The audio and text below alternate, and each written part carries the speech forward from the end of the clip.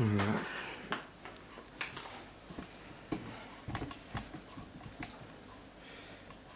Okay, is the camera ready? Yep, do you want me to... Hi. If you're watching this review, then proceed at your own risk. For this review may be somewhat rambly and kind of confusing, as we don't really know what our opinion is on this episode. But if you do decide to stay watching, then we are very thankful, and we wish that you subscribe, like, and comment. Oh, come on, man, it's a bit low. What? That's not low. What, you should... Advertising. Asking to subscribe, what's low about that? There's nothing low about asking to subscribe. I don't know, it's like you're trying to... We hit a review. Yeah, but we also want to get some views, don't we? I mean, it's important that we get some views, isn't it? Yeah, true. Build up an audience. I mean, it's not low to ask people to subscribe. I mean, it's not like... I'm only asking them, I'm not demanding them. Alright, Wait, are you still recording? I'm recording. It's recording. Hi, and welcome to... No, there was no title sequence in the episode, Yeah. so straight into it. Oh. What did you think of Okay. that, by the way? What do I think of the episode? Oh no, of no title sequence. Oh, yeah, I thought that was good. I liked how they stayed committed to the found footage kind of feel. Mm, Yeah, I like that. just Yeah. straight into it. Yeah. And how they subtly hit the words Doctor Who in the actual like text at the start. That was cool. Mm. Yeah. And they actually had, did you see Clara? Yeah, Clara at the side, yeah. Yeah, that was good. So, hold on. Being found footage, last week you were saying that found footage isn't really your thing. You're not a fan. Yeah, I did have a seizure last week from the thought of it. You did have a seizure last week from the Yeah. thought of it. What did you think? What did you think of the episode? Well, Being found footage. Well, okay, well my thoughts on found footage as a whole. Oh, I wrote something on it. you wrote something on it. A little something. Found footage is often used to hide cheap / incompetent filmmaking. There are lots of small and subtle ways that one can frame a shot in, say, a horror movie, which is where found footage is usually used, in order to create a sense of fear or uneasiness. But most of the time in found footage films, especially found footage horror films, all those subtle techniques tend to go out the window and are replaced with shaky cam and the camera running out of battery at just the wrong moment. Mm. You mean to hide the fact that... Yeah, well, Yeah. that rather than like Show what's carefully going on, framing something so that it's scary, but yet not revealing the whole thing, so it stores that air of mystery. Instead of just like, oh, it's all shaky, you can barely see it, or oh, the camera's going all fuzzy and running out of battery. And even then, if you do use those techniques in a found footage movie, then you've got the problem of the fact that it feels like it was filmed for a movie. And it doesn't feel like that it was just something that some guy filmed on his camcorder or his phone or something, you know? So it's just like, you can't win. And also, found footage always just looks too good. It's always like in 1080p, despite the fact it was supposed to be filmed on some old, you know, poorly kept camera from the 70s or whatever, but it's always like crystal clear, 1080p, whatever. So it's that was one little thing. But I do think found footage is a subgenre with potential, and it can be good. It's just that it's very rarely is good. It's usually used as a way to make something on the cheap side and a way to make things easier. Whereas really, found footage really actually makes things harder, and you should really put more effort into it. Found footage does suit low budget well. That's where it belongs. But it needs a high level of effort put into it, which it usually doesn't have. I mean, like, I hear what you're saying. I think that when found footage stuff is done badly, it can be really bad. I think, though, if it's done good, like done well, it can be really refreshing. Yeah, me You too. know, But it's just like, I can't, off the top of my head, I can't really think of any films I've seen which a actually couple. do it well. I mean, Chronicle's supposed to be good, but I've only seen bits of Chronicle. I The haven't Blair watched Witch the whole was thing. the Blair Witch when it Yeah. first came out. That was done really. It was very clever the way it was filmed. And I've also heard That some. was creepy. And I saw As Above, So Below. That was another horror film which I thought was done well. It was creepy. I haven't seen it. Yeah. No, it was good. I liked it. I thought it was good. I thought it was clever. But yeah, so found footage in this episode though. I thought it was done really well because it was like they kind of. Well, it wasn't done because of laziness. It was done because they genuinely wanted to try something new. And so there was a lot of work and effort put into it. And there were some bits which were a bit annoying, like when the guy turned away when the wires grabbed Kara. Yeah. And it's like, that's cheap. Because I even rewound it and was like, what happened there? Like, yeah, because I can't work it out. That was weird, but for the most part, I thought it was done really well because you kept. Are you eating? I'm hungry. Carry on. Anyway, so the found footage was done well because whenever, say, someone would turn away from something or their view would get obscured by something, it would then just cut to someone else's perspective, or... Product placement. No, I'm kidding. Carry on. If only we could get product placement. That would be great. But, the camera kept switching to show you a good perspective of something. If one angle got blocked from something, they would cut to something else. Yeah. Which that was really cool, and it, because this is a sci-fi film, episode, show, you had the fact that there was no cameras and it was all just dust in the air, which meant that you could get all sorts of angles. Like, the fact that the one guy, I can't remember his name, so I'm just going to call him the hippie, the one who didn't like 474 or the Morpheus pods and stuff, that guy, you never got anything from his perspective. Except for a few shots, but those few shots were from the perspective of his gun. They were to the side of his gun. Yeah. Which makes sense because, the footage that we're seeing is from the dust in the air, and so the dust in the air is always close to the gun. But there's never actually anything directly from his eyesight though, because he's never used the Morpheus pods. Which I thought was, I thought that was done clever too, because at first when I watched it, when I saw the viewpoint from, before we knew about it being the dust and being the sleep in the eyes. Yeah. When we got a perspective from Clara, I was like, oh, they've made a mistake here. Yeah, that's what I thought too. But no, they saved it. Yeah, they explained it well. They explained it well. It was good. Though, of course, that now opens the thing of, they have to readdress this now, Kara. Because now, isn't she turning into one of those Sandmen things now? And so, well, she is leaving the series, so I assume this is kind of gonna kill her. There's 3 episodes left in the series, so I guess this is going to be sort of something that's spread out across the next 3 episodes and will tie into the way she leaves, I guess. I guess you could say she's a human Sandman hybrid. Yeah, well they keep bringing up hybrids, so... Is Kara the hybrid? Is she the hybrid that the Doctor's terrified of making?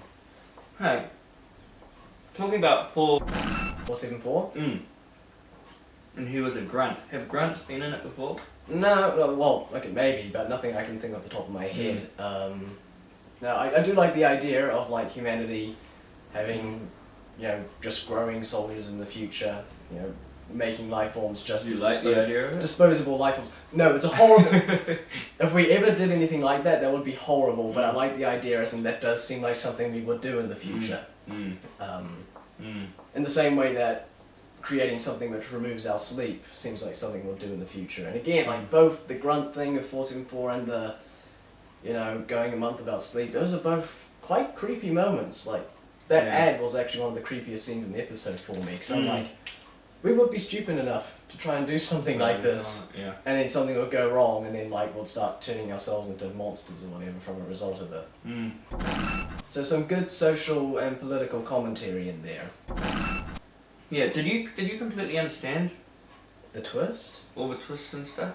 Oh, I mean, part of me thinks that you're not supposed to, because even the Doctor was confused by the end of it. Like, his last line in the whole thing was just, none of this makes any sense, or... Yeah, well, it's because, can't remember the character's name again, but the guy who played Patrick Troughton in An Adventure in Space and Time, I think the actor's called Reese someone. Is this the hippie we're talking about? No, I'm talking about the guy who created the machine. Oh, yep. No, it turned out that he was, editing it all together in such a way that would be captivating and make us want to keep watching rather than actually having it make sense or even be the truth. Which, that's a cool twist. I actually quite like that. Doesn't quite work because it's trying to be meta and like, oh, this is the signal he's putting out, but he's putting it out in the 38th century, this is the 21st century. Yeah, how are we getting this? Yeah, that doesn't quite work, but overall though, I did actually quite like that twist. It is kind of confusing though, because, so were the creatures being created by the sleep and then eating the people inside the pods, or were the people inside the pods actually becoming the creatures? Or, what exactly went on there? And also, now that he's sent the signal out to the whole solar system, doesn't this now mean that, everyone in the solar system in the 38th century has been infected? And also... And had he actually sent it out there? Did he actually get it through? I mean, I guess so. And also there's the fact that all the other Morpheus machines, haven't they infected the people too? Kind of what he said at the end kind of makes me think that only the Morpheus machines on the space station they're on infected you with the signal. But then why were we seeing stuff through the perspective of everyone else's eyes? Because they'd used the Morpheus machines, which would imply that would mean that the other Morpheus machines do actually have an effect, and it's not properly explained. I feel like they're setting up like a sequel to this episode. We know it's not a two-parter because next week is a completely different story by a completely different writer. And I imagine the thing of Carter will be continued next week. But this actual story, at a guess, they're probably going to do like a sequel follow-up to this next series. At a guess. Well, I hope so, because I want to know what's going to happen. Yeah, they have to address it either later this series, but since there's not much left, I doubt it, or next series. If they address it in series 11 or later, it'll be too late, and it'll just come across as being like, oh shoot, we forgot, we got to cobble something together. I just realised something.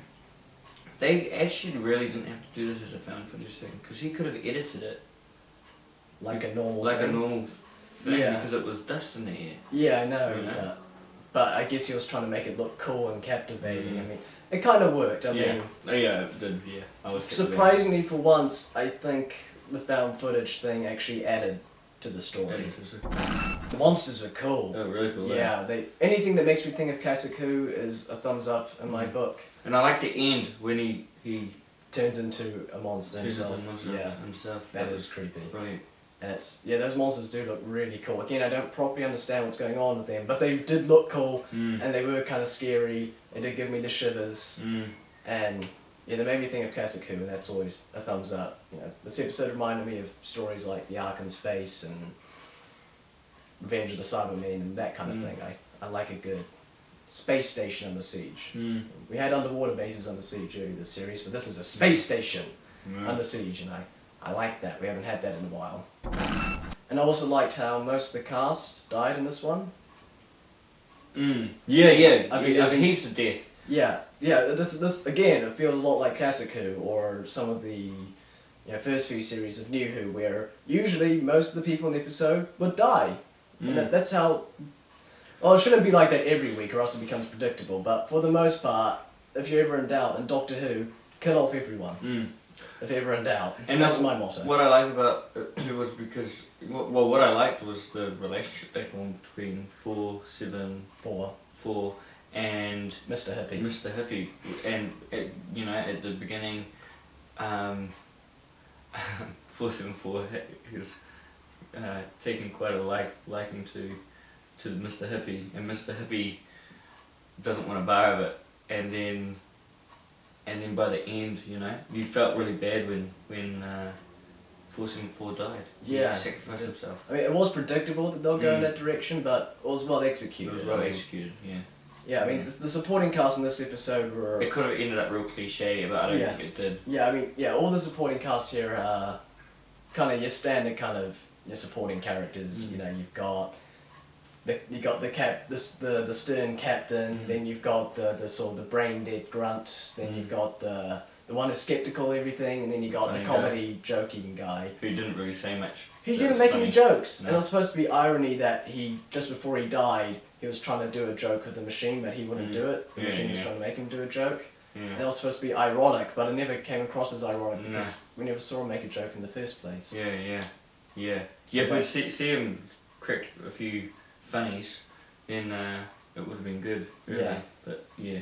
And also, is it just me or did that scene kill the pacing? It was like all of a sudden Mark Gatiss was like, you know what? I want to do a Portal Doctor Who crossover.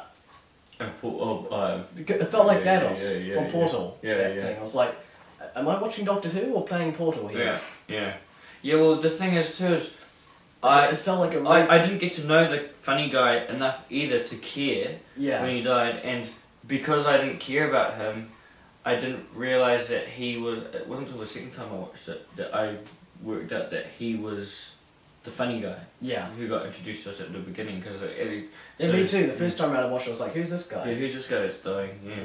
But I was kind of confused, and it felt like a really weak attempt at a humorous scene in an episode that's really quite creepy. It's like, stick with the creepiness. Yeah. Have some funny lines in there, like when the Doctor's like, Carter, hold my hand. Yeah. I'm okay. Yeah. I'm not. Yeah. Like, that's good. Like little moments like that. When he says, I'm the Doctor, I get to name the creatures, you know, when she calls them the stand. And he's all like, it's like the Silurians all over again. Yeah. What do you want to call them? The Dustmen? No, the Sandmen.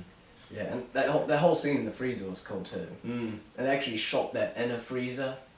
No, that's cool. It's cool. Honey, it's cool. Yeah, I get it.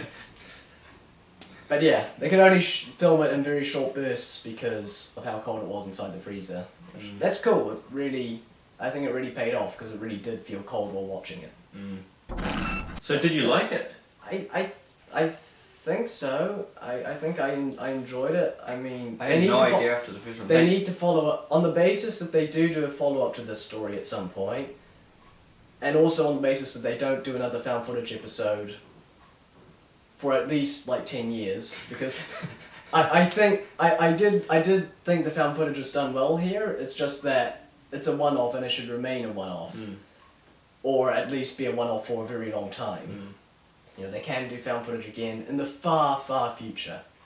Right. Which is ironic to say that about a time travel show. Hopefully they're listening. We feel like the writers have been listening to us a lot. Recently. Yeah, especially the fact that there was no music in this, which was. It was like in the Zygon Invasion, or like, oh, the music's too sappy, too much.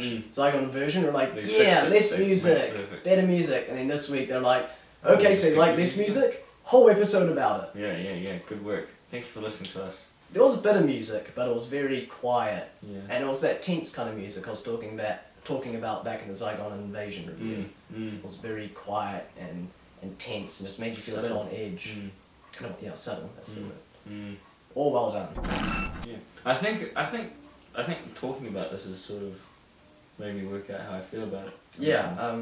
You go first because I'm not too sure yet. What did you think overall? I think overall. Yeah, as long as they come back to it and make some sense out of it.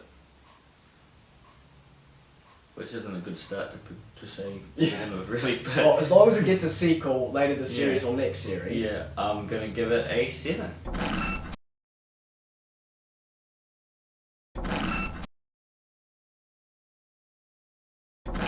Yeah, I did like the episode, but as of right, and I'll definitely watch it again in future, but as of right now, I think I'm going to give it a 6 as of right now.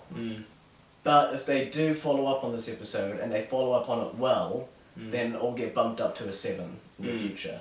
But as it stands right now, without any follow-up, it's a 6.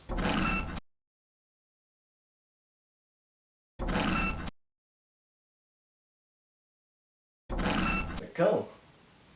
Very good. Now, next week, we face the Raven with an episode written by a brand new writer, Sarah Dollard, who's never written for Who before. Yeah. We've got the return of Riggsy from Flatline, and we've got the return of Ashilda from earlier this series. It's Maisie Williams. Yeah. And it looks kind of like Harry Potter from the trailer, which, again, I love Classic Who and I love Harry Potter, so I think I'll enjoy next week. Well, do you want to tell them about what's going to happen now that they've watched this? Oh yeah, well, now that you've watched this whole thing to the end, you will... Die. Not die. not die. You will know what our opinions are, and hopefully it's helped you figure out your opinion on it. That's all. That's all. We're not into the whole killing people thing No. here. Not here. Most of the time. Never, I don't know. We'll see you next week.